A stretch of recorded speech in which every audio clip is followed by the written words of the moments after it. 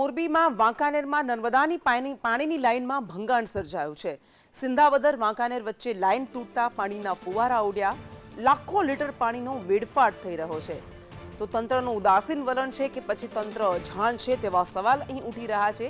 એક જાગૃત નાગરિકે કારમાંથી વિડીયો બનાવીને સંદેશ ન્યૂઝને આ મોકલ્યો અને આ વિડીયો અમે આપને બતાવી રહ્યા છીએ કેવી રીતે લાખો લીટર પાણીનો વેડફાટ થઈ રહ્યો છે। નર્મદાની પાણીની લાઇનમાં ભંગાણ થયું અને તેના કારણે અહીંયા તંત્રની કામગીરી પર સવાલ ઉઠી રહ્યા છે, કારણ કે લાખો લીટર પાણીનો વેડફાટ થઈ રહ્યો છે, પરંતુ તેમ છતાં તંત્રને જાણ નથી કે પછી તંત્રની ઉદાસીનતા છે એ સૌથી મોટો સવાલ થાય। એક તરફ પાણી માટે લોકોએ વલખા મારવા પડે છે અને બીજી બાજુ આવી રીતે તંત્રની બેદરકારીને કારણે લાખો લીટર પાણીનો વેડફાટ થઈ રહ્યો છે।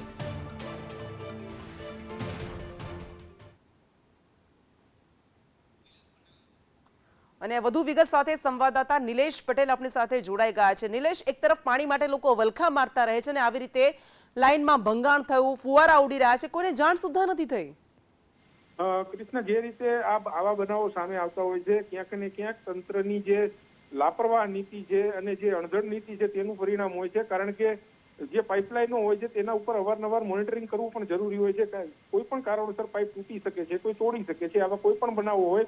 આ જે બનાવ છે આ વાંકાનેરનો બનાવ છે, અને આવો જ એક બનાવ રવાપર નજીક પણ હમણાં બન્યો હતો કે જેમાં પાણીના ફુવારા ઉડતા હોય છે અને તંત્રનું ધ્યાન હોતું નથી, અને ત્યારે આ લાખો લીટર પાણીનો વેડફાટ જાય છે અને બીજી બાજુ અનેક લોકો પાણી માટે વલખા મારતા હોય છે। હમણાં જ મોરબીમાં એક વ્યક્તિએ પાણી માટે થઈને પાણીના ટાંકામાં બેસીને ઉપવાસ આંદોલન કરવું પડ્યું હતું।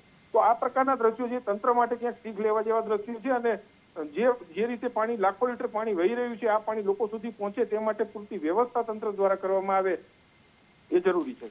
બિલકુલ, આભાર આપ।